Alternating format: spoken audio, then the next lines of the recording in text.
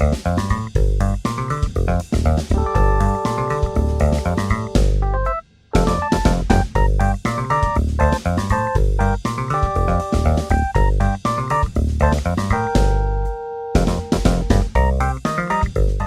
Biwa. Yep. Bernard, thank you for coming. Thank you for accepting this thing. Just a slight correction. Yes. It's Bernard. Bernard. Yes. Bernard. People make that mistake a lot. Okay. What's the difference now? First, Bernard. Bernard is B-E-N. and just B-E-R. Bernard has the R, see, and mine has the R. I see. You watched Westworld. Yes. yeah. So it's Bernard. I see. Okay, Bernard. Yeah, welcome. Last time we met in Kilifi. I don't know if you remember. Yeah. That's the last time we met. Oh man, that was, Kilifi. Yeah. Jeez, that was that was something else, man. That was something else. You know what? I was in Mombasa recently again, and the memories of Kilifi came flooding in. I remember the time when we went there, we had miscalculated something about the weather, right? So we left this side and we had packed jackets and jumpers and all these things, and we reached there, and niggas are sleeping naked, you know. Some guys slept under a mosquito net, and that was it. I'm like, what? So yeah, Kilifi was fun, man. Yeah, no, it was. I had a very horrible experience living. When I left, when I left, so I left Kilifi to Mombasa, that was fine. But leaving Mombasa now to Nairobi. To Nairobi. Yeah.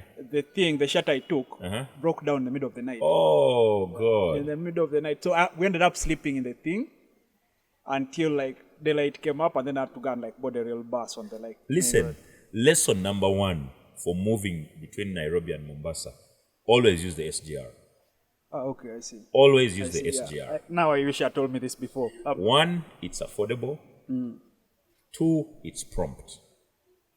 Those two things. Yeah. Any other mode of transport is very unreal. It can take even 3 days. No, and that place is a mess, you know. Yeah, you board a bus and it breaks down, and another one comes and it breaks down, and it charges you a lot of money. The SGR is prompt and it's affordable. So yeah, always use the SGR. That's a good tip. Let's think about your travel life. You know, that is the thing that when I used to be big on Twitter, but what happened? I grew up over, I don't know, but when I was big on Twitter, like most of the times, it was you guys sharing about, you know, travel. No, we're not even traveling, like, you know, the party life. Just generally, getting around and stuff. Yeah, the first question is, you know, how do you manage to maintain that stuff? You know, how do you... I don't even know how that question can be answered without... because, listen, there is no such thing as how do you manage to... It's just that, first of all, I love travel so much, right? And loving travel does not necessarily mean I want to go to the UK or to Hawaii or to, you know, the US or to South Africa. No, I just love to get out of my house and go experience life. So I can't leave my house and go, you know, 500 meters away to experience something that I haven't experienced. That's what travel is for me. So the thing is, I document that a lot. So it seems like I travel a lot. But other people travel, it's just that they don't talk about it as much as I probably do, right? I see. Yeah, so for me, how do I manage it? You know, it's really just natural. When you leave your house to go out there, you're traveling. Travel is all about experiencing new places, you know, new cultures, new people, and every day you experience those. Every day you go to a place you haven't been. So every day I'm going to the market. Precisely, there's something new you're experiencing. I see. That's just what travel is. Yeah. Is this? So I've been sort of researching you now, like stalking stuff, hardcore stuff. So when I was on your LinkedIn, I saw you've been like a freelance. I don't know, the title is freelance writer. So is this? So have you decided like to quit like what we consider formal employment just because sort of it's interfering with your lifestyle or something? Yeah, to be honest, I actually quit formal employment a couple of years ago. I think about 2015 or 2016, thereabout. First of all, I'm a very lazy person in the morning. The best I can do is wake up at 11. That's if I've pushed it. I see. And there's no employer who wants you reporting to work at 11, really, you know. They can't tolerate that kind of stuff. And then secondly, I'm very irregular in the way I produce what I produce. I don't have a routine. And employment calls for a routine, 8 to 5, Monday to Friday. Now, there's times when for 2 weeks, I'm not producing a single thing. I'm just chilling. And then I go for 2 weeks producing content every damn day. So it's very irregular.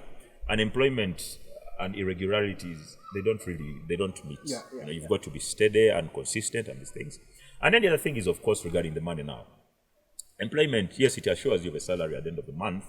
However, there is very many things that it limits you from doing. Because this guy owns you from 8 to 5, literally. And those are the productive hours of most human beings anyway. So if you want to make money with another person, you've got to find them in that 8 to 5 space. But this guy has already owned it. So essentially, you don't have too much time to yourself. And for me, I'm the kind of person who will want to make money off of so many things. I want to write, I want to travel, I want to speak, I want to, there's so many things I want to do. I feel like if somebody is able to do those many things at different hours, they should be free to make the money. So formal employment was a bit of a drag for me. It limited me quite a lot. So by the time I quit it, I had no plan, honestly. I really no shit. Yeah, but I'd read some book sometime in the past that when you have no safety net, you think on your feet, right? For example, when you quit your job and you have no fallback position, oh my friend, you won't sleep. You'll be thinking. Yeah. And I had no safety net. That's why, how do I pay rent? How do I do this? And you think on your feet, and solutions come. But when you have a safety net, like I have my company saved, you can go and fast chill, and creativity is on a lull, and you're not producing. And so I had no safety net. And I managed to survive. And I'm happy, I'm okay. True. Although, I know many people who try the approach of losing the safety net. And, You've got to be smart about it. It's not easy. It could go two ways. It could go very well or very south. Exactly. So, the other thing also I wanted to ask was, how does a part of your personality, and again, it's not like I know you too much, but from the interactions we've had and, like how I see you, like say, for example, your social media life, right? How has this sort of your ability to socialize, helped a lot with, risking the safety net as well? I mean, having a social network or having what they call social net worth is very, very important because when you have no safety net and you've left formal employment, there's going to be people who will plug in for you here and there, help you, and these people, you meet them through those connections, through networking, through all these things, through bars, the church, you'll be shocked, I have to pray. Various places, events. And when you meet these people and you've stepped out of formal employment, somebody will call you up and say, listen, I have this small gig for you. I'm paying you, 100,000. And you're like, okay, this can make me survive for a couple of hours. And somebody else calls you, I have this small gig, travel here, do this, 300,000. Another person so you keep patching up and eventually realize, I can actually survive. I don't need one steady thing. I just need to have these small things. That was at the beginning. Obviously, with time, you want to develop into something more stable and more steady, whereby instead of somebody giving you, say, 100K today, then maybe 100K after 3 months, you tell him, you know what? Give me 20K per month. Right? Give me 20K per month for 2 years. I see. Which on his end is very small money. Yeah. But on your end, you're sure every month there's a 20K. Now, So when you have a number of those, problems are solved. I see. Oh, that's a good trick. Yeah. And the reason I actually brought up the social thing is, personally, that has been my challenge, right? I can like have this conversation formally, but if we met on the road and then we started chatting, if I've not prepared for like a conversation. Really? You believe that? No, that's I'm trying to learn to outline that. But if I'm not prepared for conversation, it is hard for me to like. Are you serious? Yeah. I don't believe that. And let me even make my point. And the thing I remember mostly in Kilifi was when you guys were, you and your crew. Yeah. When you guys phoned me, I remember I was sleeping under the tree or something. Yeah. And you guys were jazzing Luganda. I'm like, okay, these are Ugandans. These are my people. Let me think. Like the way it was easy for me, the chemistry, to join and be part of it. I know these guys were like, hey, what, and then we move, and the whole path moving from I think we moved from there, we went to town to get some liquor. Yes. We did a lot of stuff together. You knew almost everyone we passed. No, don't be. No, listen, and this is a misconception that very many people have. When you get into a place, you may not necessarily know everyone, but you warm up to them. Because human beings naturally warm up to people who warm up to them. If you walk into a room and you don't know anybody, and you start by wearing a smile, already half of the people will say, this is a person I can talk to. There's nothing that has happened. It's just non-verbal communication. Just because you've smiled. Yeah. Half of the people in the room are like, I think I can talk to this person. Then the other half are still undecided. They're waiting for you to either do something or look at them or say something. Then they'll make up their minds. But already you have half of the room in your pocket, right? Just by smiling. And then two, when you open your mouth and there are words of positivity. Like, hey, what's up, guys? Are you happy? Are you fine? You've got another half of the other half. So you have 3/4 of the room in your pocket, right? The other quarter, there's some of them who naturally they'll never warm up to you. You know, there's those. Yeah. And you just have to admit to yourself that those are there, right? But now you already have 3/4 of the room. And then there are people out of that quarter who are waiting for these others to make up their minds. Then they'll also make up their minds. So once these guys have said, no, I think this guy's a cool guy, they'll also make up all this is happening before you even speaking to people. All the people are making up their minds. So the challenge with very many people is when they enter the room, they don't warm up, right? They shut down and kind of, just take themselves inward. And then in that moment, people start canceling. They're like, no, this one I can't talk to him. This one I can't. Subconsciously, they just say, no, I'll avoid this guy. So that's just the thing. But when you see people and you warm up, like when you spotted us, there was no need for like a lengthy introduction or anything. It was just a matter of chiche chiriwo, so. Yeah, no, but I find that easy when I travel anywhere else, right? If you go say to the US, I think sometime I was in Thailand, and I was buying Thailand's funny food where they put sugar in the food, so you have salt and sugar in the food. I was buying food with some other guy I'd gone with, so we were laughing at the sugar thing. The comment was made in Luganda, so Then there was a guy. Okay. Who just heard the guy, the guy responds in Luganda. My people are here. And when you're outside and you use like the language that reminds other people that they know you more than the rest of the guys. You relate a lot more. The bond is much more clearer. But I get that. The thing though that I'm wondering is why this is not part of what they teach in school, right? For example, I know that most people that I work with, apart from people who are technical, right? Excel most because they can socialize, right? Precisely. Yeah, exactly. Precisely. So guys can come and talk to you. Say your manager can come and talk to you. This needs to be done within the week. Yeah. But a guy who socializes well tells you that in a way where you feel like you want to actually do it within the week. And you're right. It's not taught in schools. And part of our responsibility as people who are woke and have kind of know the message is it's our duty to show these young people that many of life's lessons are learned outside the classroom, right? And these lessons take you very far in life. One of them being just that, verbal and non-verbal communication. Academically, they'll teach you types of communication and these things. But in terms of practice, when you step out of the classroom, there's a lot of stuff that you learn by networking with people and stuff like that.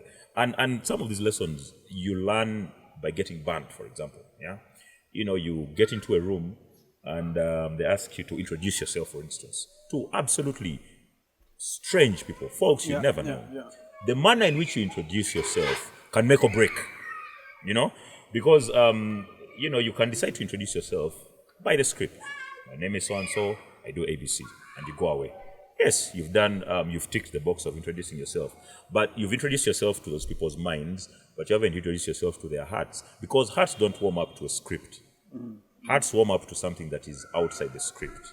For instance, they say, so introduce yourself, and you stand up to say, my name is Biwal, and I do ABC. They're like, oh, that's what he does, okay, Kawa. Now there's people inside there who are listening for, okay, outside of your name and what you do, how can I relate with you, right? Who is the person behind that? So and then what? Exactly, your name and then what, right? So the manner in which you introduce yourself, hey guys, what's up? My name is Biwal. It's actually not my real name, but my parents don't even know. But call me Biwal. What do you do? I live my life on the internet. Yes, I enjoy life for a living. Okay, so what? Yeah. You know, so then you leave it at that. Obviously, there's all this intrigue that what do you mean? Look, who's this guy? Wait, actually, like you enjoy life for a living. What? So, and yet you're practically just telling them your name and what you do. And then eventually there's all this curiosity that what do you mean by you enjoy your life for a living? Oh, by the way, I write, I travel, I do these things, and then you calm down now too. So the manner in which you introduce yourself and you say these things, it gives you a lot of an edge. Oh yeah, but isn't this more of like a creative thing? Isn't it like music? You know, I've had people who, again, I've been to like conferences where people try to be funny, but then you can see on his face that this guy is struggling. Yeah. I get it. And there's that also. But I also believe that confidence is a very, very important thing. Confidence can be the thin line between a funny person and an unfunny person. They can say the same thing. Yeah. And also confidence has its borderlines. There's confidence that can kind of wiggle into arrogance, right? Mm-hmm. Somebody comes to introduce themselves and they say, for instance, my name is Biwol, and the way Batman does his thing, I'm rich. There's a level of arrogance to it, but he's actually rich. He's a wealthy dude, right? True. So outside these ends, he's just reminding you of something that you already know, and he's just putting it out there. However, the thing about confidence that I've learned also is that confidence is infectious. It is infectious. If you hang around confident people, you start to grow the confidence yourself. And very many people have low self-esteem because they've been in circles where there's people who also have low self-esteem and want to project. Self-esteem is projected in things like bullying, and those take away confidence. But if you are around confident people, it starts to come naturally. And so the circles that you keep are very, very crucial, with regards to confidence. But confidence is a very, very, very important thing. Extremely important.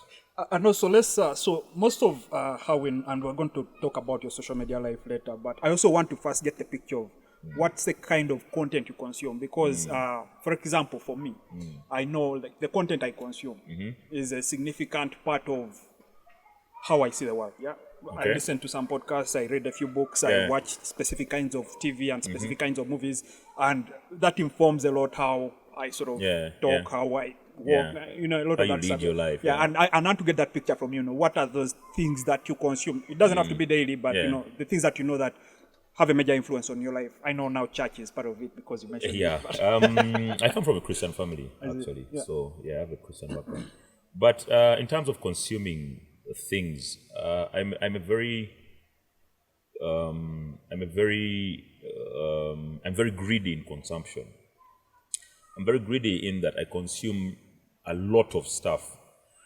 I believe that I become who I am because of a summation of all these things I've consumed. If I consume only specific things, I will be a limited human being. So I try as much as possible to consume all kinds of things. I'll give you an example. In terms of movies, right? So I love pretty much every genre, right? And one might think, how is that possible? Yeah. Because every genre has got something that is only in that genre. And unless you experience that genre, you're not going to get that. To get that thing. Yeah. And I want myself to get as much of these things as possible. So, for example, if I watch, say, a horror, right? And there's people who don't like them and stuff like that. I like the uncertainty, I like the edge of the seat kind of stuff because it keeps my mind alert and awake. And I like gore. I like blood. I like death. I like those things, right? They keep me alive. It's ironic that death keeps me alive. But so I like that for that. Then I like things that people don't like biographies. Like it's boring, long biography of somebody's life and stuff like that. There's a lot of stuff that I learned from there. I read biographies as well and autobiographies. I have a bunch of them. Johnny Cash. I've got Freddie Mercury. I've got Sharon Osbourne. I've got two of Obama. I've got who else have I got? I've got Sting, you know. And these are autobiographies that may not necessarily be quote unquote interesting, you know, but you read them and there's something that they inform you about. And then adventure, obviously, right? Everybody wants a bit of you know, life outside of their circle, some treasure island somewhere, you know, things like that. That's also fun. And then obviously the sci-fi, you know, who doesn't like the Mission Impossible and all these things and what, and Ghost Protocol and stuff. That's also good. And then obviously I'm into comics. In childhood, I like comics a lot. You know, the Avengers and stuff like that. The DC versus Marvel. All there's something they also and I'm into animations. So at the end of the day, if I'm seated here and you're a stranger, chances are there's a movie you like that I like. I see. So that puts you a step ahead of so many people. No, I see. You see that? Yeah. The thing I used to read autobiographies a while back, but the thing I used to hate about them was they made me a little bit resentful. So I used to read, maybe I used to read a little bit more what mainstream considers successful. So like you read Steve Jobs. I see, those specific like role models. But what that brought is, if say I read a section in there that I probably don't agree with, I either resent myself or resent the guy that is being written about. If there's something in there that I agree with, I now start resenting people who, if we have a conversation and I read maybe Steve Jobs says don't wake up at 9, and then I have a conversation with you and tell me I wake up at 9, like, then I exactly. But the thing with that is you've also got to allow yourself to feel that resentment. It's important for you because eventually when you're kind of looking at your life story, you look at bits and places where you're like, I think here I was wrong. When you're like, I read this thing and this is what I read. I've experienced something different. I think this guy was wrong here. I think, but you can only have that if you allow yourself, to read all these things that you don't agree with. And you see, and that's one of the problems with, I would say, so today's generation, with specific reference to social media, that people only want to relate with the folks they agree with or who agree with them, which is very dangerous because it keeps you in a vacuum where the noise you make is comfortable. The other person is happy with your noise, you're happy with their noise. You never hear any opposing views. That's very dangerous. It keeps you very, very narrow-minded, so much that you get to a point and you're kind of digging your own grave. You know? You're digging your own grave, unaware that the person next to you, could help you out of that. But because there's this narrow-minded, the people I agree with, if I don't agree with you, I block you. If you say something that I don't like, it's always good to open your mind. It's always good to listen to even opposing, because there's a lot of stuff you can learn out there. And that is how I think you grow, you become a more appreciative person, you become cosmopolitan in your taste. But some of this stuff also has been about how tech, initially was designed to sort of attract this attention, right? Because I remember the sort of between around 2015 and 2017 or 18, the majority of the tech platforms, the big tech platforms, were hiring people who specifically, the metric of how many people are actually do keep glued on your website or whatever, So that means people like Facebook are going to hire more psychologists than engineers, so they can sort of try to tap into people's thoughts, and that was the result. Is if you believe, say for example, this Trump thing, if you believe if you like something similar to Donald Trump, they're going to push you into that direction, until you start resenting anything that is anti-Trump. And it's good you mentioned that, because now as a person in this era, everyone has got to make the conscious effort to step out of their comfort zone, because the internet won't allow you to. Cambridge Analytica, one of the reasons why they made chunks of money was because of, that whole, okay, so what does this guy like? Let's, and it's something that Facebook has mastered perfectly. If there's something you like, they will throw it in your face so much that you'll feel so comfortable where you are and not want to venture out. Every platform does that. If you go to YouTube and you play the video and you left it to autoplay or whatever, it will start feeding you videos that kind of are in that line, and you'll never step out of it. If you leave that, if you go to Twitter, the suggestions that Twitter gives you for, do you want to follow this person? They are similar to the people either you're following or you're speaking to or who have followed you. It tells you, so this is what has been trending today. It will mostly push you in the direction of the things that you like. Every platform, if you go to Google and you type in whatever you're typing in, Google is like your partner. They can complete your sentences. You know, they know who you are. They know what you probably search, and they have your history. So chances are, when advertising comes, they will throw things your way that they think this guy will relate with these things. So as a person, you have to consciously say, "Let me step out of this bubble and go into areas where there are things that I don't know about." You know, and be the one to choose. That's why I have a bunch of friends who do things like, you know, turn off my location, don't save my data, so that the thing can keep guessing what does he want, you know. So you have to be conscious about those things. That's actually what I do. Two things, right? One thing is I also try to do that. I watch. I'm not on Facebook much, but I get my news feed from the Google app. So I look through the feed and I see what Google now thinks I am. Right? And then I start when I see that the thing is too close to figuring me out. I start throwing it out of thank you. By the way, that's very important. It's very, very important. Everybody needs to do that. Every once in a while, search for some random stuff. Yeah, exactly. Send Google on a wild goose hunt. Let them also be like, but who is this dude? It's very important, because then it also starts to think, okay, so maybe we don't know this guy well enough. Let's try to bring as much information and figure him out. And every time they kind of narrow down to who you are, send them on another wild goose hunt.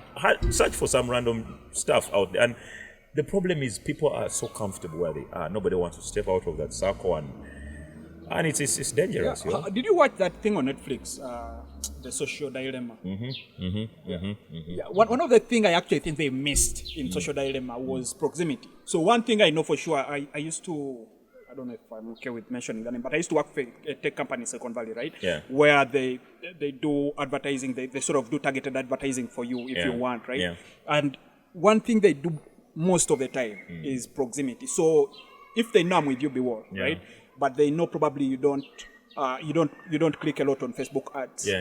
Then as a way of targeting you, they'll send the ads to me. So they know I'm having a conversation with you. Close, exactly. Precisely. And they want to sell you maybe Coca-Cola or something, you know?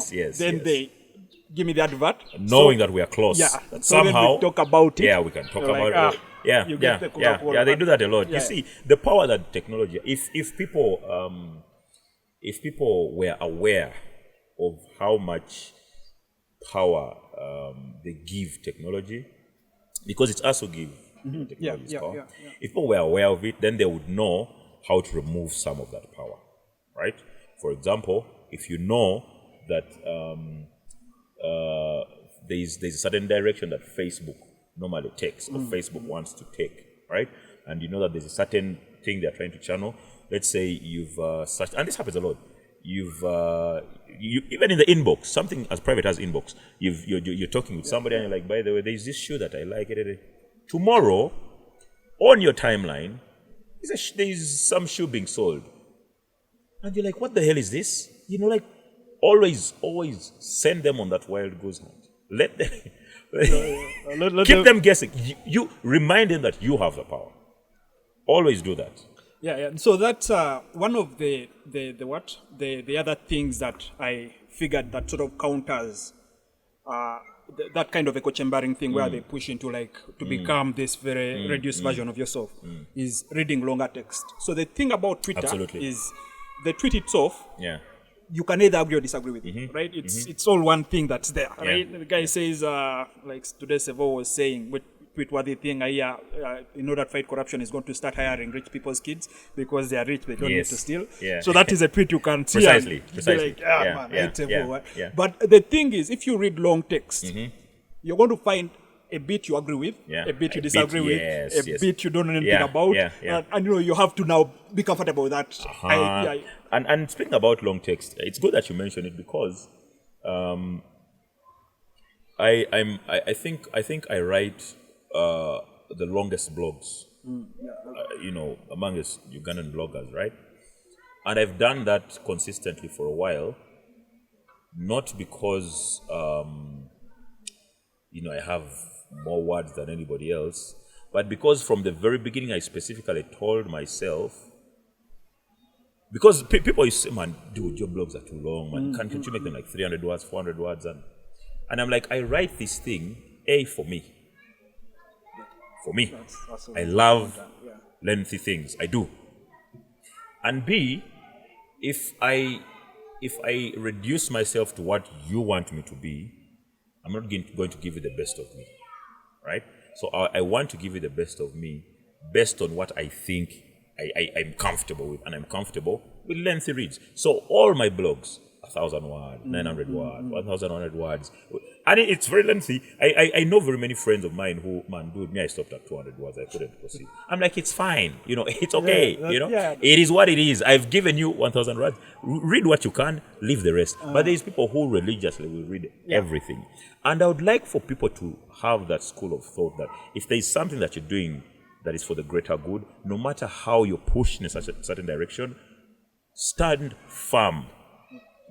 If you have to go with 2-3 people to the end, go with them. There's no need to stop and stay back with 1,000 people and you're not moving. If you have to move with a few, move with them. So ever since I started blogging a long time ago, up to now, you'll never find a blog of mine that is, say, less than 700 words. 700 is me doing a promotional blog or a paid for blog. There's a product I'm pushing or some event I'm pushing. 700 words, 600 words, that's fine. But if I'm writing something that's mine, 1,000 words minimum. And that's me. And I know people don't like long, but I do it because, again, I'm thinking to myself, if I don't do it, then who's going to do it? Somebody has got to do that heavy lifting. Somebody has to do the dirty work.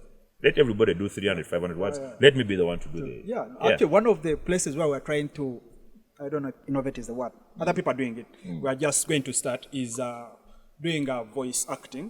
So if you write your blog, we hire people to read it and then we put the player. And, that's brilliant. That's very, very brilliant. And I've now heard your voice on the microphone. You may be one of the guys who reach out to read. But I'm not cheap. I'm not cheap. No, it's fine. It's fine. We would be looking. We don't have enough money, so we'll be looking to partner, to entice you with entrepreneurship ideas. Cool. No worries. But that's. I'm also not big on reading per se. I don't have that attention span, but I'm very big on listening. Right? Okay, So I can play audiobook when I'm driving, when I'm doing dishes at home, or even when I'm actually coding. I can be like writing code and something is playing in the background, and I'm able to listen. Absolutely. So that for me makes, I feel like this approach may work better. It does. But also, a lot of people who would enjoy content lose out on it just because the medium. Exactly. That happens a lot, and I also know that for you guys who do like cross-cutting content in terms of text and video and audio and all these things, you can look at all the forms of content and know how to make content suitable for every platform. For me, what I want is for every platform to have the quality of content, right? That is kind of that cuts across. You get it? So that if somebody reads, they feel a certain way. If that is put in an audio and somebody listens, they still feel it. If it's transcribed into some other format, they can still feel it. I do know though for a fact that there are certain forms of content that are incomparable. For example, I read books quite a lot, and I watch movies as well. I've watched a good number of movies, and I appreciate them. 1.5 hours, 2 hours, they're fine. But the book is just heads and shoulders above. I agree with you. And I watched. I read. What book was it? Was it American Gods? Oh yeah. I read the book. Gaia. And the series is there. It's powerful, but the book is just special. The book is special. And then I read The Hobbit some time back, and saw it in cinema. In cinema, it's very colorful. It's very, it's real. But there's a certain there's a certain lingering fact that is removed from it that is in the book, because there's a description that is in the book that's just priceless. Because when they describe the mood of somebody, the manner in which they walk, the color of their clothing, the texture of their clothing, their sound, the rustling sound, there's an image it builds in your mind, and this is rich. The movie reduces that to 2 seconds. You see the character, you've seen everything. Yeah. So for me, there are certain forms of content that are very, very, and the challenge for you guys now who are in that industry of creating content and making it spill over to different platforms is to make sure you never dilute content.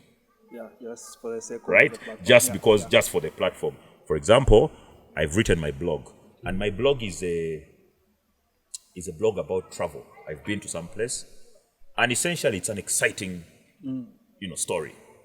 But the guy who's reading the story for the audiobook is on his own stuff. Like, it just sounds like he's reading like a State of the Nation address or something. And that excitement is reading. Yeah. So that's the challenge for you guys to but be that able has to. been, you're right. That has been one of the biggest. I think we got a deal for some guy to read his articles for him on their website. They have like a real news thing. But getting people who can actually perform, it's not, again, as you said, it's not, reading that several stuff. It's like performing. You have to, first of all, anticipate what the writer is trying to imply and produce that kind intonation, of emotion. tone, there's phonetics, there's all these things. That's a little bit hard. But on the thing is, when it comes to movies, say, versus books, and I've also been disappointed a lot by many. There's the one book I liked a lot, Hillyberry Allergy. It's about the poor people in the US who stay in the mountains. They made a movie recently, and I was so excited to go and see. I think they nominated it for one of your Oscars. It was very it was bad. If you've read the book, movies are always underwhelming. You can't believe that. But when I did a film course, Maisha, I did the film course with Maisha Film Lab, and the guys who were teaching us were very specific on this. The movie, rather the book, is the author's vision. Precisely. If you choose to adopt that vision into a film, you, the director, it is now your vision. You take it on and execute it from. So what you watch as a movie is a second-hand vision of another vision. Exactly. So that's why it's usually like there's which Stephen King book was it that was it I'm a Stephen King person, by the way. Was it It? It's called It. Yeah, I know It is one of the... it's a Stephen King, but there's a specific Stephen King book that Stephen King is a very, very descriptive dude, very, very descriptive, and he doesn't leave any detail out. For instance, if he's describing a dog, he could describe the dog and say something like the dog seemed like it was yearning for something. How do you put that in an image or in a video? That's just something that's for you, the reader. I see. You see that, eh? Or he says, she walked into the room and the lights welcomed her with a poker face smile. What? How do you get? So for me, text and writing is extremely rich. I always want people who translate text into video and all these other platforms to kind of, how can I put it, to take a step back, take a step back and read the book first of all as a random person. Then read it as if you were that person writing that. What do you think this person meant? Then read it as a person who actually doesn't like it. Because you'll see certain things if you read it if you read it 3, 4, 5 times, there's a lot you're going to pick out of it, and eventually you have an wholesome view. So when you're creating this content, you kind of you're not exactly where the writer was, but you're somewhere close, because the writer when he puts his stuff on the paper or on the book, there's all these imaginations that are floating in the air, and he captures them and puts them in text. Now, the expectation is, if you're pulling them out of text and putting them on camera, there's a lot that you have to put into, So for me, my challenge for guys who create content is to always don't rush it, because you risk losing the dream. Take a step back and look at it from so many perspectives, from the person receiving, from the person giving it, from the person who's just glancing and doesn't even care, from somebody who for whom that is your life. Like, that's just, No. So that's the approach we took, say, for example, for this podcast and some of the other things we are trying to produce, is we started with getting 2 mics. Yeah, we had 2 mics and a mixer and a laptop, right? Okay. And it was me and Mark, we sit and we had David, I think, about like 3 very close friends. We just sit and say, let's talk about God. And then we talk, right? Yeah. We got interested. We're like, you know what? Why don't we step up and get cameras? Right? And then we got 1 camera. But I like the camera idea. yeah. I like it very much. But we started with 1. We started with the Canon, right? Yeah. Big camera when we shot. And then we're like, you know what? Let's switch the angles. Yeah. People want to look at the guy talking. And then, so small steps. And now we are getting a studio space. And no, because now we're at the place where we know we actually like doing this, right? It's not... most of the times when you go into business also, people say passion. Seven was saying the reason he wants to hire rich people's kids because they have passion. Yeah, they have passion. So people say passion, right? But sometimes you don't know the passion you have, right? Like you something may seem exciting until you see how hard it is. Yeah, and then you're maybe my passion was misinformed. And I'm sure, I know. Seven's kids will know the same thing. But But sometimes that's it. But what we did with this is sort of, it was inevitable. Every time we felt like, okay, maybe an extra investment will be worth it. And we've not yet made any money from this thing at all. But we just knew an extra investment would be worth it because we actually enjoy doing this. I left work at 4, came to set up. I feel like you guys, apart from the fact that you enjoy doing this thing, which is a very, very important thing. You have to enjoy what you do. But I also feel like if you are going to change the landscape, you've got to not lose sight of the prize. And I like the fact that you have your eyes set on the goal in terms of let's keep at this thing, let's keep at it.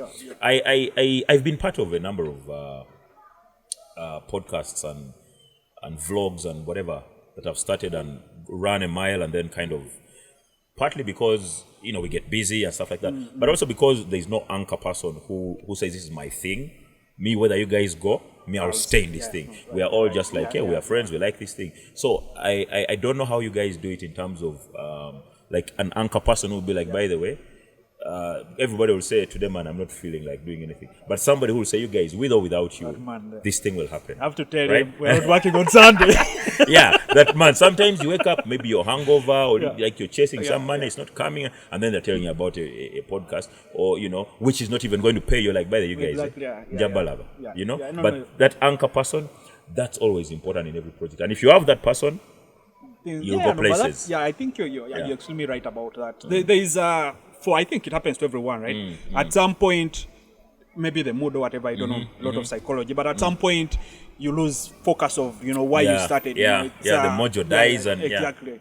But if you have that one guy who's always remembering, with or without you guys, we shall operate. That's very, very important. So keep your eyes on the goal, because that person eventually, they'll be the one up there to give the speech, with their word and stuff like that.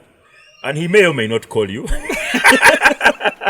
True. You're right. But it's good. Keep doing what you're doing. No, so that's actually a good point. This is the same thing I feel you've been pushing on, say, your Twitter presence, right? I'm not on Facebook at all anymore, but every now and again I have to read a funny tweet. So I see, on Twitter you have a big presence, right? And I remember you had a big presence way back. I think you even have the blue tick. How did you get that? Who did you bribe the guy? No, I didn't bribe anyone. I didn't bribe anyone. but the consistency, how have you managed to pull off that? And maybe let me say this, and I'm not trying to blow your trumpet or making you feel uncomfortable. But the thing is, most of the people I've seen on Twitter who, why you go through that timeline and see this guy sort of pursuing this goal. Maybe they want to reach this number of followers, Yeah, or they yeah. want to reach this kind of Twitter status. Yeah. They use drama, right? So Yeah, they yeah. dramatize their life. shock effect, Yeah, yeah, basically. exactly. The shock Yeah, effect. yeah. There is some sort of maturity from the content. Yeah. Well, thank you. But for the benefit of those who are watching and listening, I haven't paid these guys to to say these nice things about me. I haven't paid anyone. But seriously though, I accepted within myself a long time ago that I may not be like everybody else in terms of how I want to present myself online, because my goals of being online were different from other people's goals. There's people whose goals of being online are getting followers, which is okay for them. So to get followers, you've got to shock people into following you. You've got to maybe insult them into following you. You know, you've got to say or be ridiculous so that people follow you. But that was never my goal from the beginning. And for people who are on Twitter, you know, a long time ago, 2009, 2010, 2011, when you had like 100 followers, right? You tried as much as possible to personalize your relationship with each person, so that your conversation on Twitter is really just seamless, you know. So you don't worry about 200 followers, 300. Because I'm looking at myself and thinking, if I have 45,000 followers, what are the odds that I'll talk to all of them? Personally, it's really not going to happen, you know. And the truth is, I wouldn't mind not having that many. Yeah, obviously for purposes of making money, you know, it's good to have many followers.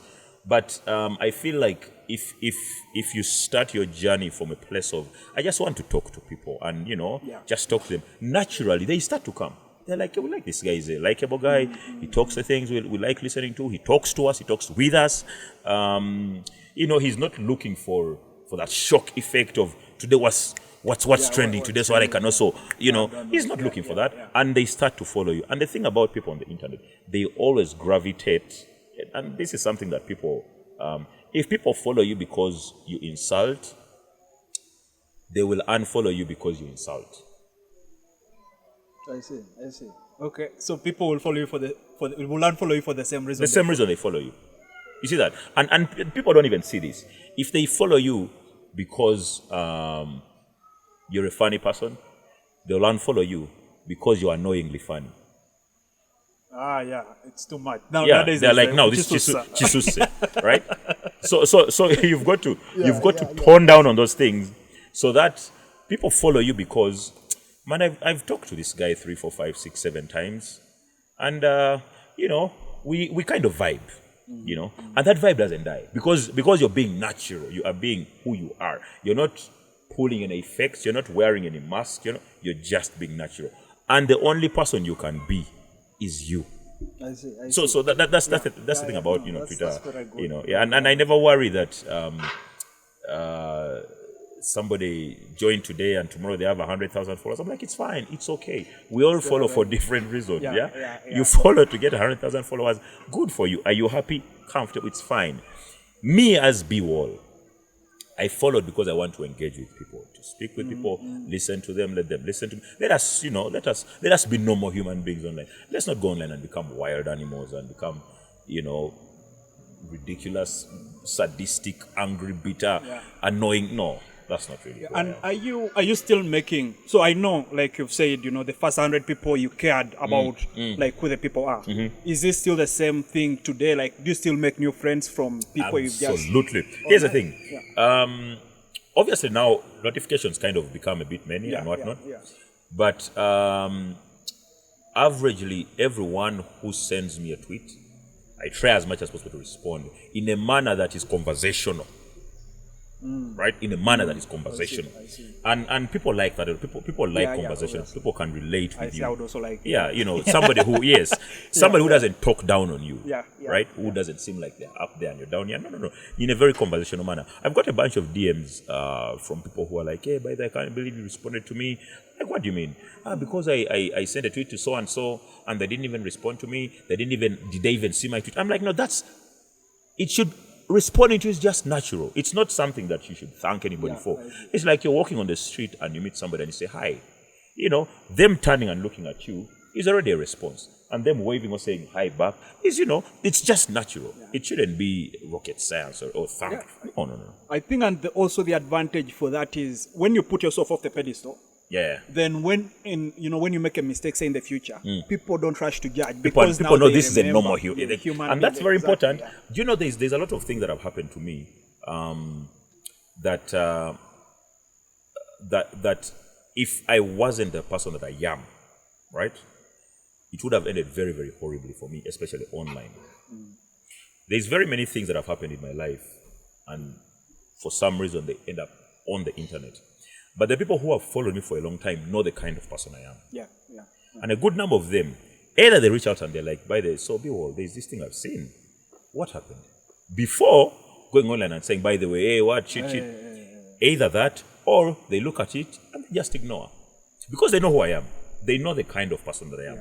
However, if you are this loud, eccentric person, when something goes online, somebody will think, why should I ask this guy privately? Let me just go online because it's Biayagala, They like violence, so let's be violent together. And then they go online and before you know it, some data has come up and you're defending yourself. And then there's this one, then there's screenshot here, then there's proof here, then there's chicken. And then it's just horrible.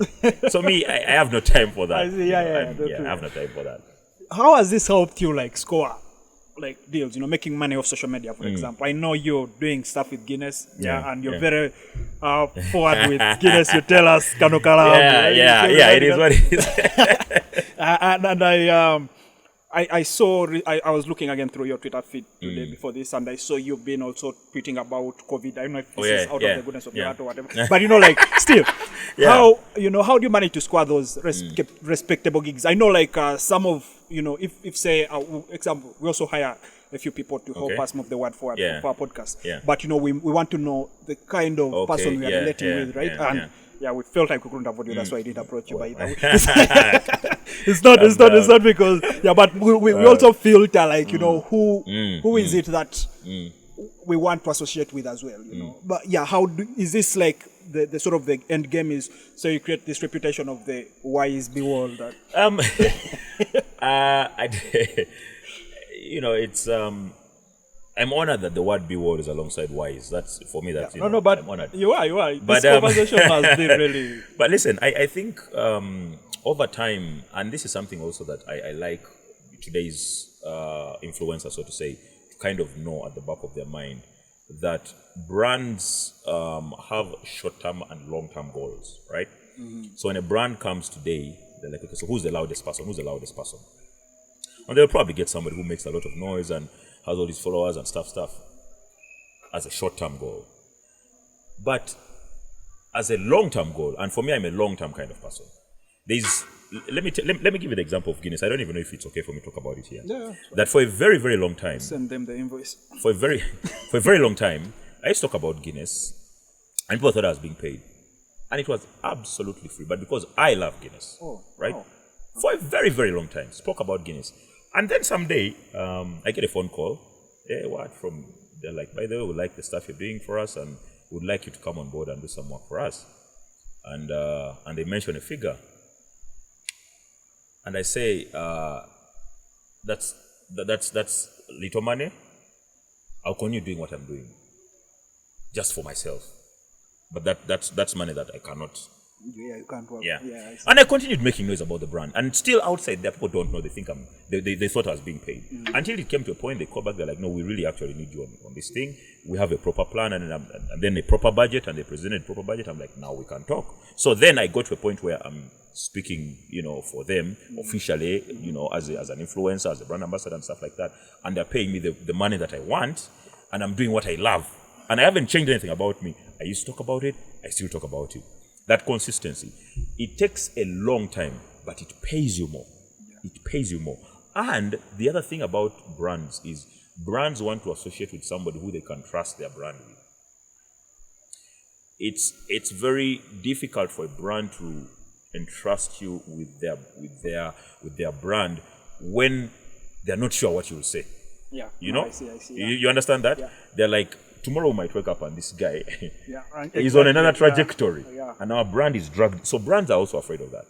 And once and all these things people do, being violent and what, is kind of showing brands that these people are shaky. And brands want stability. They want consistency.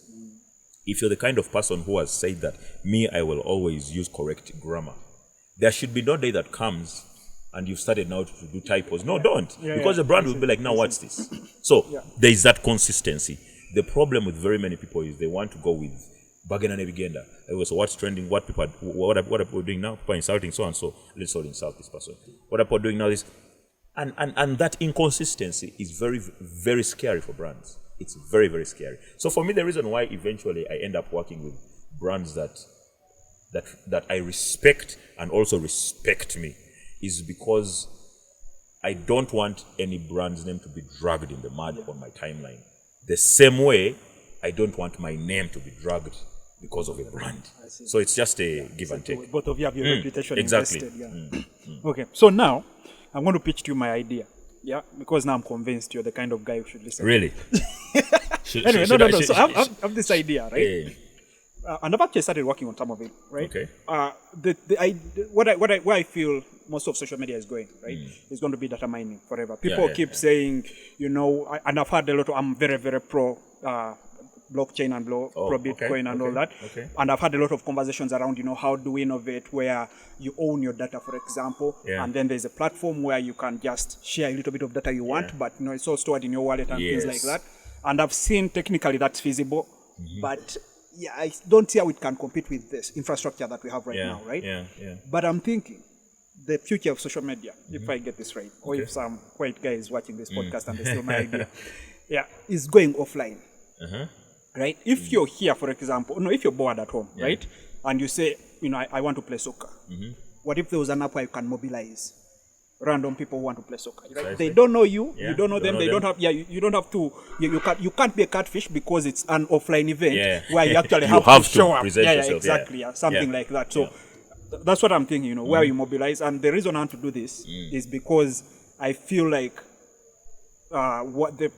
again, I have very selfish reasons, but the political environment here right now, right, has been overshadowed by maybe violence, maybe a lot of bribing and all that stuff.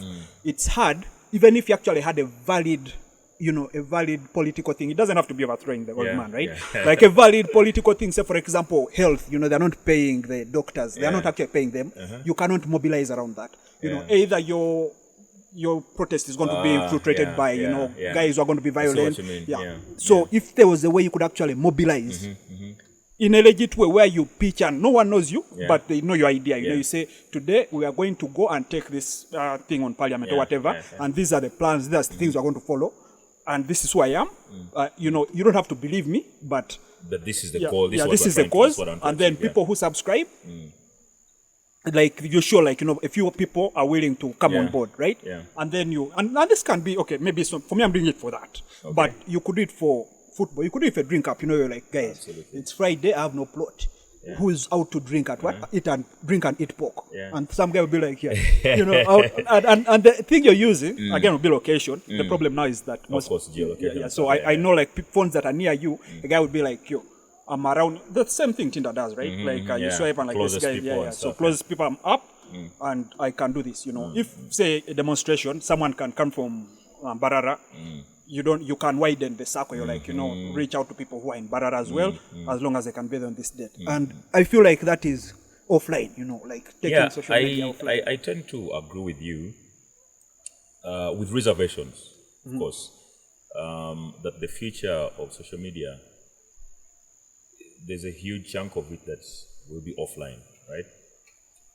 And there's a lot of things already in that direction. For example, things like carpooling apps. Where where there's this app, are you guys going this direction? Come, we split the bill together. I don't know, you don't know me. Things like Airbnb, we can be three strangers in the same house contributing to the bill, and you don't know me, you don't know me, I don't know you. And life goes on. So there's already things in that direction. The worry, though, first of all, Uganda, the Ugandan market, the Ugandan environment, the Ugandan ecosystem is very limiting. It's very limiting in so many ways. Limiting in the sense that there's people who have thought of these things, not necessarily exactly that, but things in that mold, and they've been frustrated. frustrated by a number of things, the system, the nature of appreciation of science and technology and innovation in this country is really, really lacking. Because a number of these things, if there was just a little bit of backing from the powers that be, would be very far. Because if you said, let's get 200 innovators and we have like a hackathon or I don't know, whatever, and we have them in a room and we say, we need you to develop an app that fixes this, we're giving you 6 months. Do you know how many things would be? There's creative people in this country. There's people who can come up with so many brilliant things. And it's not like the government can't do that. They can. It's not that they don't know they can. They know they can. Yeah. But the will is not there. So for you guys who are creating, the first thing is to kind of work, you're on your own. Yeah. You're on your own, that. Yeah. But beyond just that, I also think that there's a lot of research that has got to be done from your end in terms of global trends vis-a-vis Ugandan trends, because there is also certain ideas that are very good in the head but are not feasible in this Ugandan market. They've worked elsewhere, in Bangladesh, in Singapore, in London, in Germany, in Berlin, they've worked in these places, but they come here and they just can't work. So you've also got to be awake to that. One of my problems with creatives and like coders and app developers, and sometimes they can be blind to the truth in our country. Somebody says, I'm coming up with I'm creating an app to deliver, let's say, fruits from the market to your home. It's a very good app. But the feasibility of this app, because every home, when you walk out of the house like this, there's fruits nearby in the market. And somebody's thinking, okay, so how often am I there? Like, the idea is a good idea, but this market is tricky, you understand? Yeah. So that for me would be the only worry. If you can fix those questions. I think I hear you. And I'm not very new into this whole. I keep telling people this. Before Uber came, I had. There you go. I did. I had it, and then Uber came, and I was scared. Oh, come on! Oh no, you can't fight with Silicon Valley man, my friend. You can. But so the thing is, and the reason I'm doing this is not. So I think I'm like past that age where I work for maybe getting super rich. I'm like at the age now where I'm okay with. You just want to be comfortable, and that's it. I'm like okay.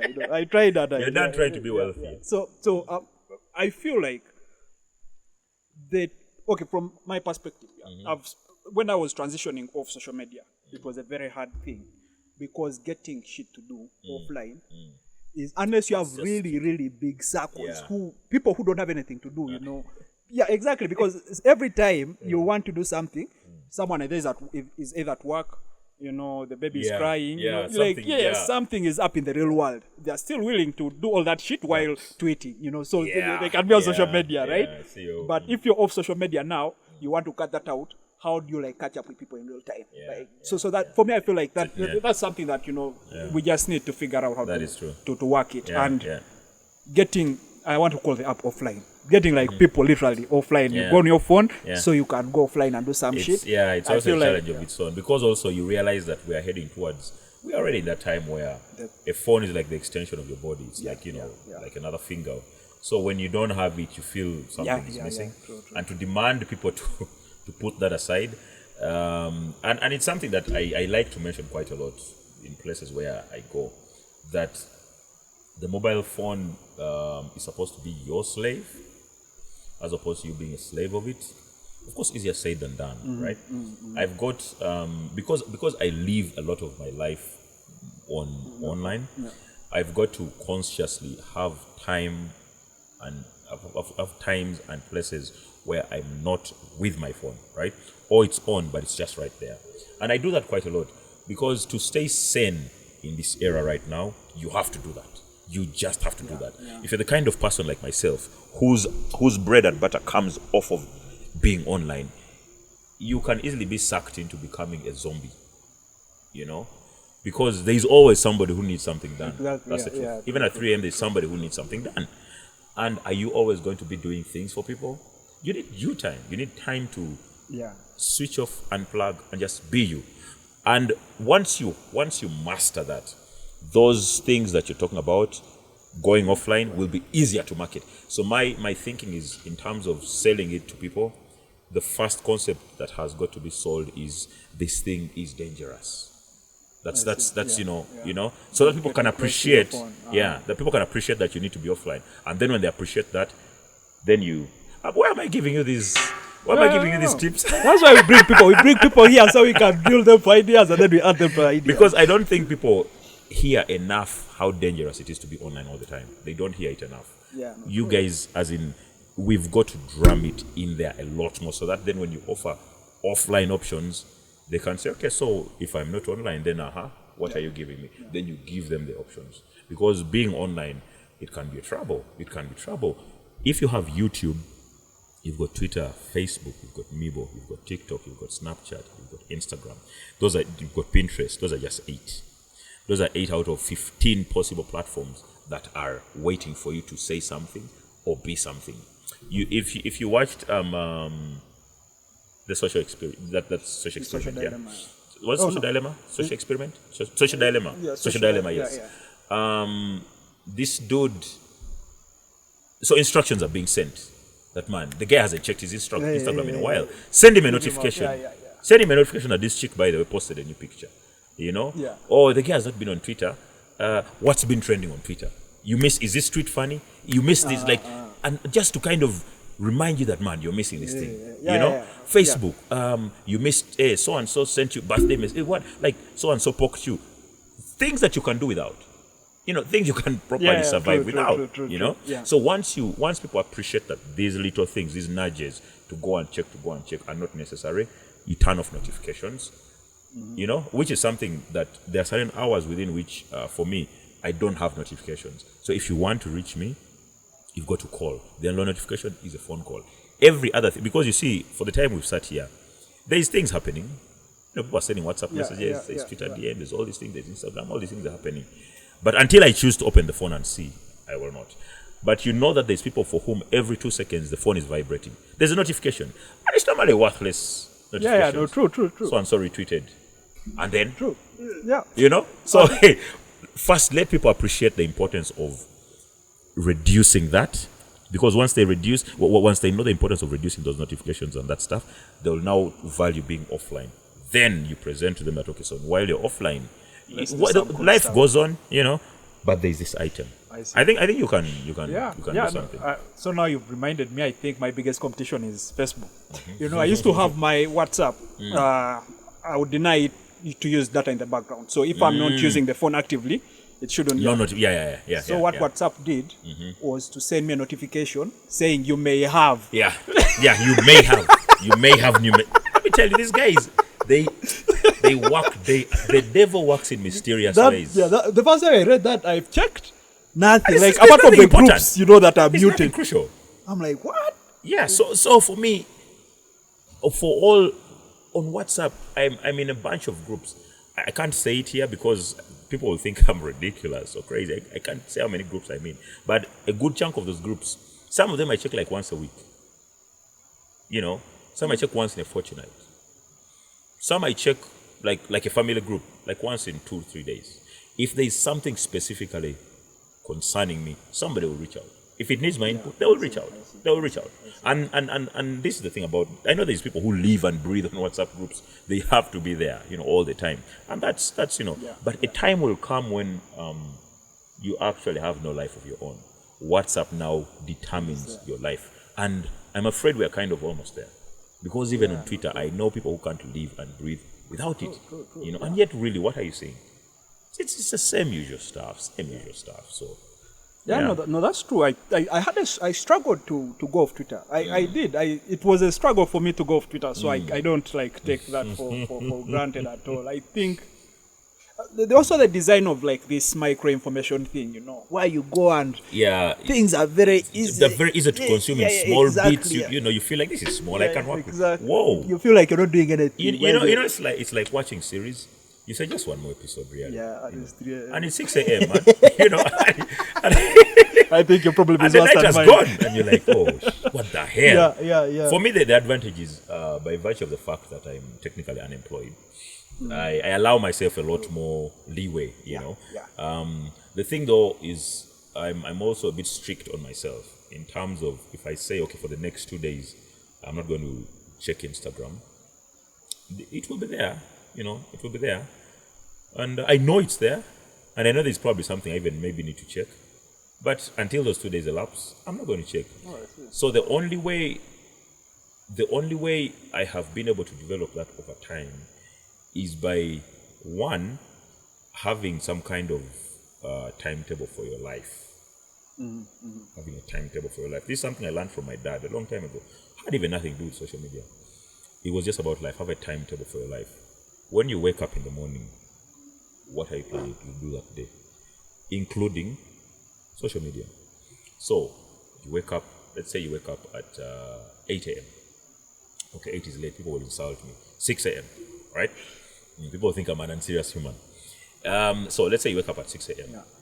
Between 6 and 7 a.m., what are you doing? You're taking a shower, looking for what to wear. You haven't checked your phone. Because the moment you open your phone and check, there's notifications that have been coming in from 11 a.m. when you went to sleep. All that stuff you're going to want to go through. That's an hour you're burning.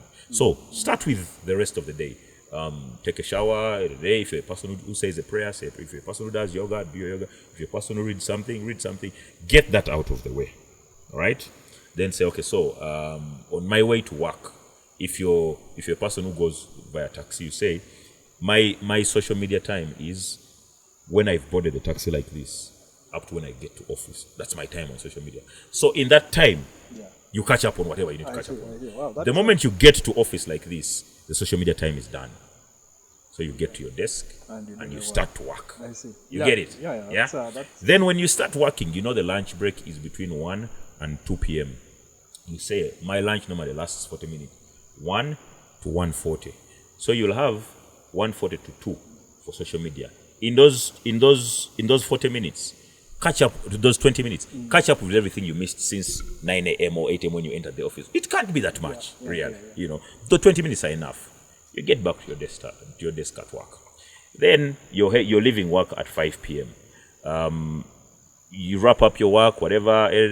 Still, maybe you're doing a taxi to wherever you're going.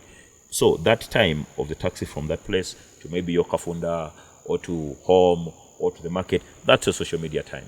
Then get home, prepare your meal, eat, whatever, do whatever you need to do. Then you say, if I go to bed at 11, let's say my social media time is from 8 to 8:30 or to 8:40 or even to 9. You can give yourself an hour. Yeah. Now, after that hour, after 9 p.m., you don't go to bed directly. After 9 p.m., now you have a routine which rubs away all this social media nonsense that has come into your mind. There's got to be a routine there. Either read a book. Okay. Because those are the things that, because you need to go to sleep when your mind is not jammed with this violence online. You see that? Your mind needs to be in the perfect condition. You need to have an hour of social media before you sleep. That's something that is very, very important. An hour or two before you sleep. When you have that hour, you'll have quality sleep. You've ever been in a situation where you're seated there and you hear your phone ringing, but it's not ringing? That's notification. That's because you don't allow your mind those spells away before it rests. If your mind rests when all this stuff is still jumbled in there, it has a ringtone very, very close. It will pull it up for you. Like, by the way, you haven't checked your phone. You check your phone. You're supposed to be in bed. So give yourself an hour or an hour and a half or even 2 hours before you sleep from the last time you check the phone. Then sleep. And then also when you wake up, give yourself at least an hour before you check the phone. Do those things for like 2 months. And you realize that this thing here becomes your slave. You become the master. Yeah. How has this COVID the lockdown and all that, how has that affected your life in general? You know, being the traveling guy, by the way, I know you're the guy who enjoys traveling. Yeah. Listen, we were supposed to go to Diani last year, around May, around April, last year. Obviously, the lockdown came, and plans were cancelled. was supposed to go to Victoria Falls around December last year. It was cancelled. Was supposed to go to Kidepo. That also was cancelled. So was I affected? Hell yeah. I didn't go to the places I needed to go to last year. I didn't. However, the thing that lockdown was kind of a bittersweet thing. Yes, in terms of gigs and what, those kind of came down a bit because clients pulled back on communication budgets. They were now paying only,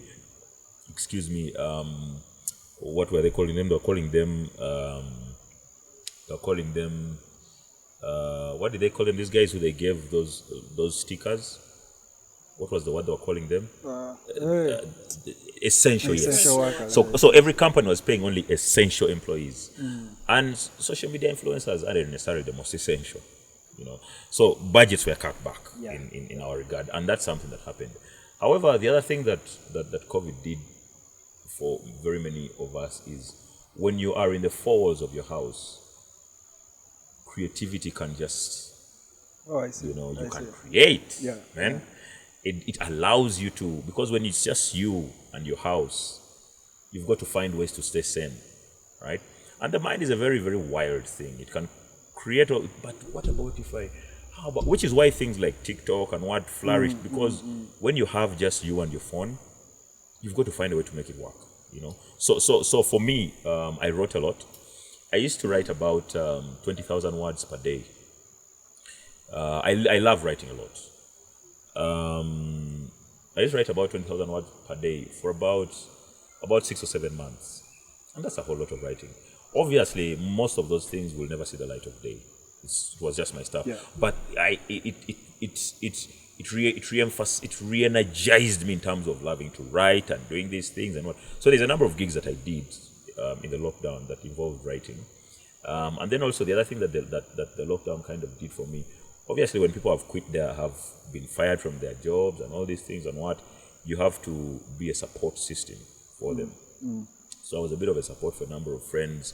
They could come over at my place and we chill, play PS and, and chill and play all these games and stuff. And so it was, it had its moments. We could have done without it, obviously. Yeah.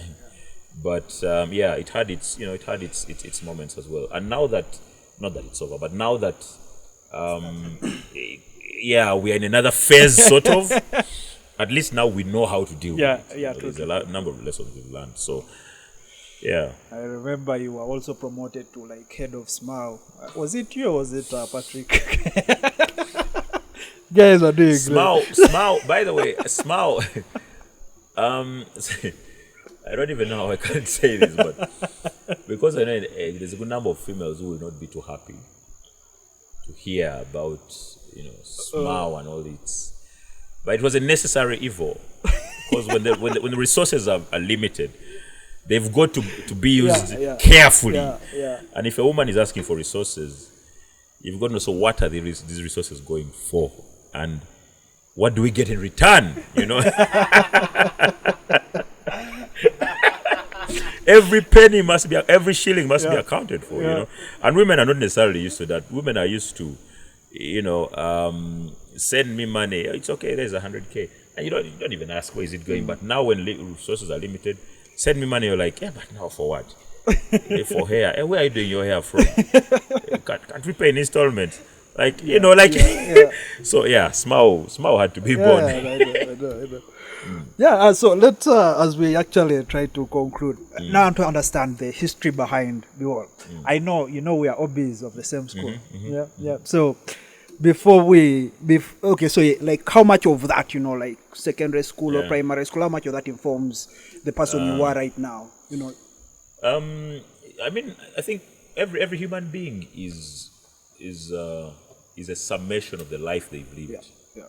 From when you were born, from nursery, from primary, secondary, to university, to whatever else you do after that. It's a summation. However, the one thing that I pride myself in is the ability to learn and unlearn.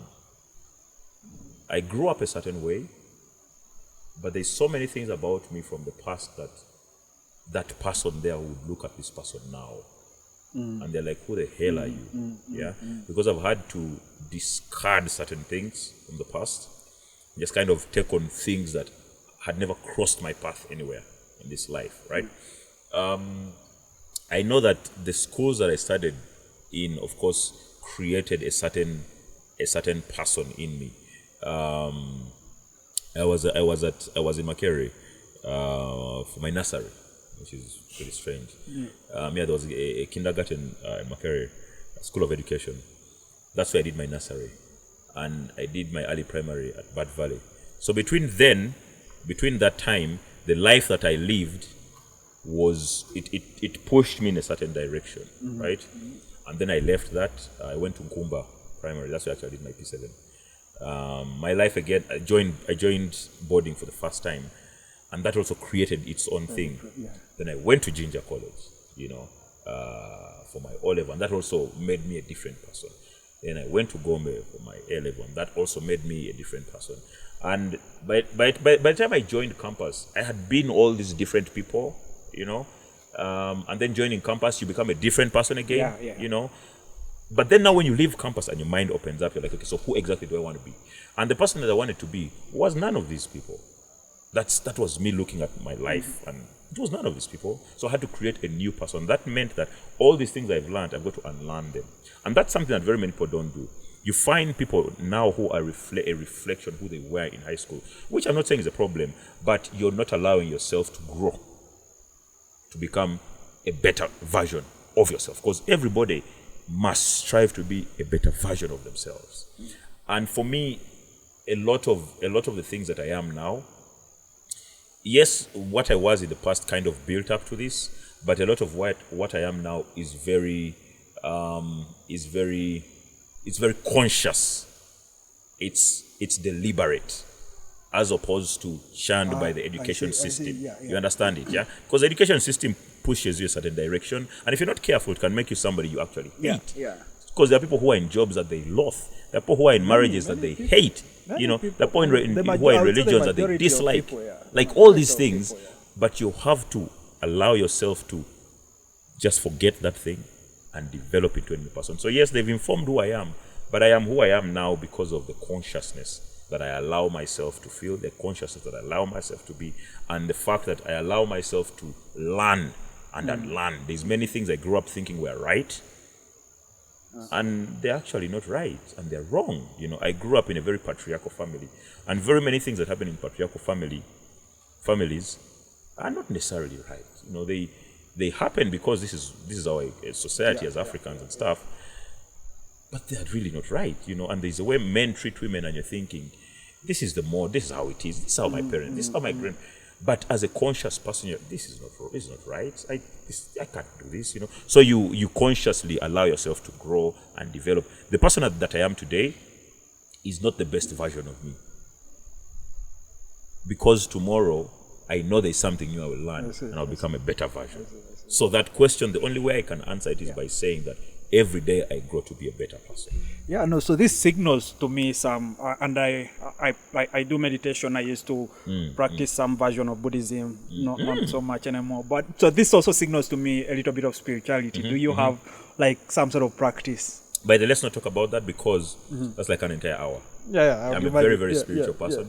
I'm very spiritual, and I believe, first of all, I believe in the universe. I believe in the universe. I believe that everybody on this earth has got some kind of role to play, and the role is just waiting for you to walk into it. I also believe that the energy that you put into the universe, you reap right back. If you sow negative energy, you will reap it back. The only challenge is people think if you're bad to somebody, something bad will happen to you directly. And that may not, because the universe knows the way it plays its cards. It might happen to somebody you love.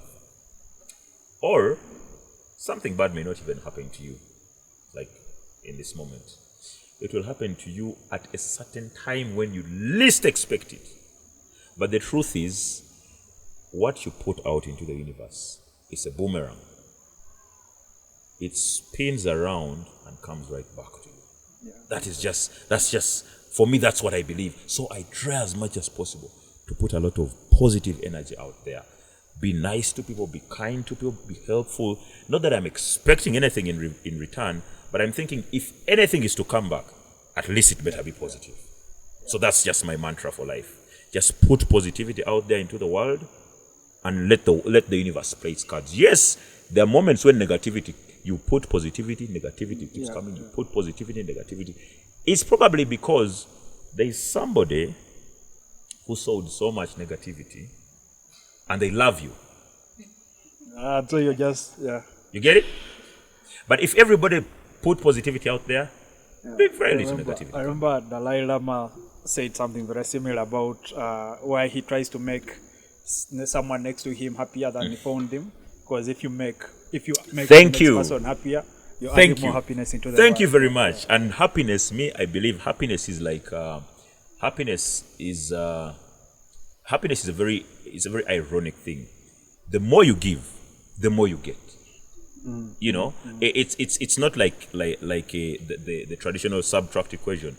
If you put something and you subtract another, it has to be less here. No, happiness is very unique. If you put something and you subtract, it adds. So when I have happiness and I give to you, my happiness increases. Yeah. That's the irony about it. Yeah. I see. Yeah. So the last one now is what's the legacy of the war? You listen to Jay-Z. You know what is that painting you want to leave for your children? Hey, I to be honest, like I said, I'm an evolving person. I'm not the best person, the best version of myself as it is now. Even tomorrow I won't be, but I know that by the time I die, I should have gotten to a point where I'm the best version of the me's that have been there. So for me, the legacy that really I would be comfortable if people came to my funeral. I think there's going to be a lot more celebration than mourning because I'm a happy person. I'm really just I have very little negativity around me. That's the first thing. The other thing is all my friends, all the people, all my family, all my relatives, everyone, most people who know me personally know that I'm a bit of a fixer, right? A fixer, in the sense that if you have something that's going on with you, I don't have all the solutions, but I will know somebody who has the solution. So I'm a solution person, right? I don't have yeah. So for me, my legacy, what I would want people to remember me by or for or with, is the fact that I think I'm a very small part of the universe. The universe is made up of all of us. I'm a very, very small part, but I only operate well because the people around me operate well. I'm only good because the people around me are good. I'm only kind because the people around me are kind. So at my funeral, nobody should be saying, oh, this guy was kind. They should be thanking themselves for being kind because I'm kind because they're kind. So it's them really just saying, by the guys, we've done a good job. That's really what, you know. I'll cut this clip and play it on your funeral. If I don't die before you, that is. Yeah. No, thanks a lot. Thanks a lot. And thank you too for having me. I think you guys have a very, very good thing going. Very, very good thing going. I feel like in a couple of maybe weeks or months or even years, if you keep going this direction and you keep this thing, you keep this energy, which I like very much, if you keep it going, you're going to be groundbreakers in this. You know, the Ugandan, it's very rich. It's fertile. It's just fertile. But the consistency, if you keep the consistency and you just keep it raw and authentic, this is just an awesome thing. Me, I would pay to watch. I'm also enjoying the conversation. Yeah, we do this for like selfish reasons. Yeah, I like it. I like it very, very much. I love it. I love it. Thanks a lot.